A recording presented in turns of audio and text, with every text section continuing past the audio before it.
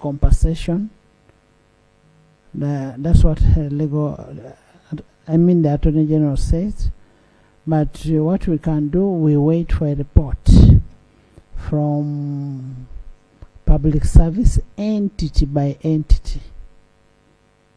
We want entity by entity.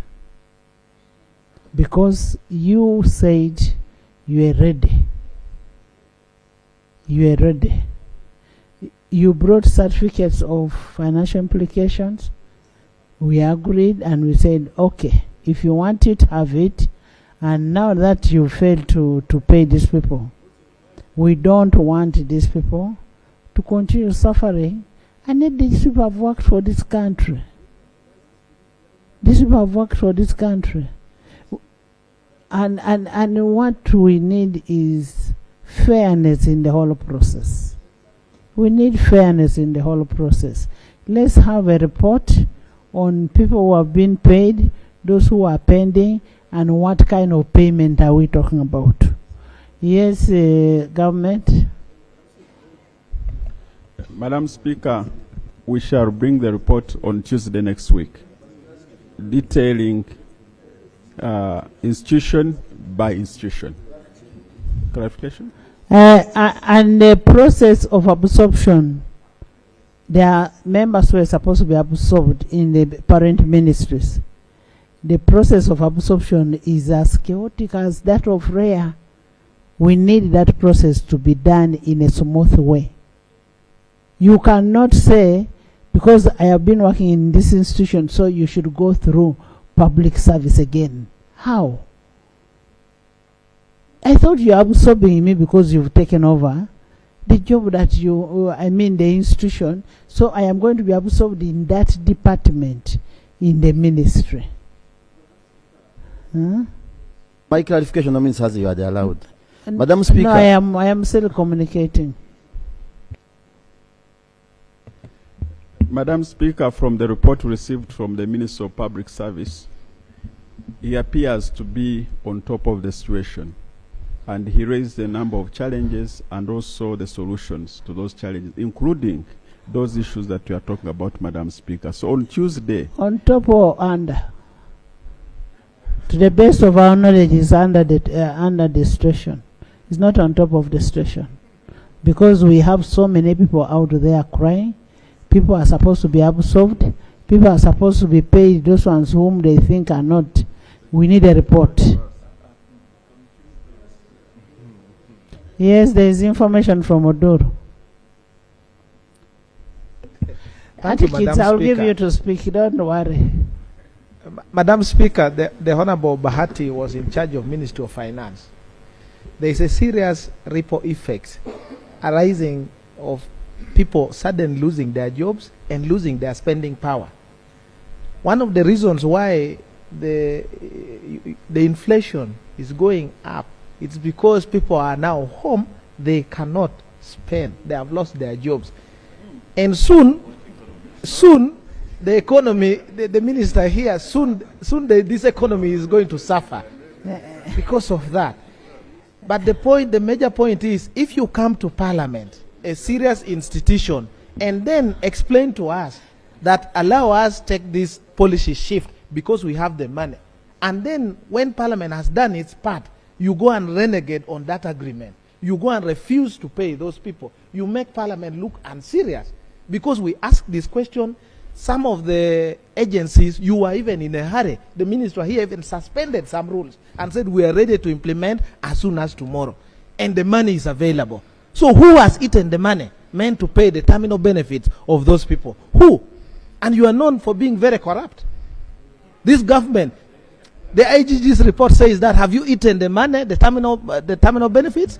Have you eaten the money? They should explain that, Madam. And first of all, it is not about eating the money. It is about absorption of these people. Once you fail to absorb, that's when you pay them the terminal benefits.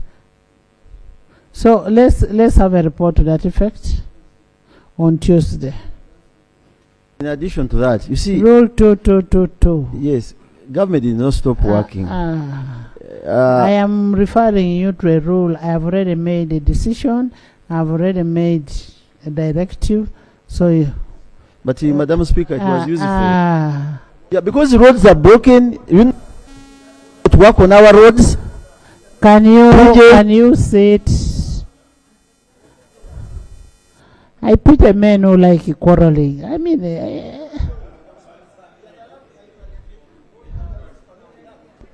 Thank you, Madam Speaker. yes, Honorable Atkins. Thank you very much, Madam Speaker. First of all, I want to wish our Muslim brothers and sisters a happy month of Ramadan. And number two, Madam Speaker, before I make my point, I want also to join you, Madam Speaker, in congratulating the Deputy Speaker upon that coveted position. And that position, Madam Speaker, has brought out the leadership in you, the real leadership in you. Because who else? I mean, you're the Speaker. Somebody else would have like, okay, a position of chairperson, I want that too. But Madam Speaker, you've demonstrated, and I think that is a challenge for everybody, that this world is about bringing our heads together for a common good. Madam Speaker, I don't know whether it would not serve us a real good to aggregate these compensations that are scattered all over the country, Kasese inclusive, Madam Speaker. 1996, the 8-year camp attacked Kasese municipality, burned the cars and houses. Madam Speaker, they've never been compensated. Madam Speaker, same community or same Kasese in Kitoro sub-county, 10 L1 leaders were murdered in cold blood in their internal organ thrown in their face for one crime because they. Thank you. Madam Speaker, now I would rather, because compensations are all over the country, including TESO, Madam Speaker, can we have these aggregated and consolidated, brought Thank you. here, so Thank that you. we can find money for these people? But the reason you. why yesterday you did direct the Attorney General to come and give us a full account of what exactly happened with the NOP raid, the commanders that were involved in the raid, who sanctioned the raid, and why surely the raid would occur without the owners of the premises and then without a court The order. report. Honorable Speaker, I had seen the Minister of Environment, but it looks like she has gone out. But since there is the Prime Minister acting, Right Honorable Speaker, Kigezi as a region has serious environmental issues, and those issues relate to the use of wetlands. In the 1940s and 1950s, the colonial government drained a majority of the wetlands and gave them to the people as their lands to grow crops and rear animals for milk purposes because of malnutrition then. Recently, the government has started forcefully evicting people from the lands they have owned since the 40s and 50s without complying with Article 26 of the Constitution, specifically without giving them prior and adequate compensation. We are finding it hard as leaders to advise them otherwise, because the only message we tell them is that the government can only evict them after it has compensated them. But some are already losing their crops and grazing lands because of the fear of forceful eviction. Can we hear from government what it intends to do to the people of Kigezi, particularly in respect of the lands they use and have owned since 1940s to date, if it still wants to restore wetlands? can we have an assurance that we will first compensate them before eviction?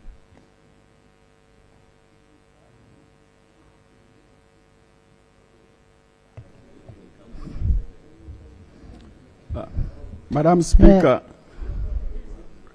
this issue was raised partly yesterday, and the government gave a response.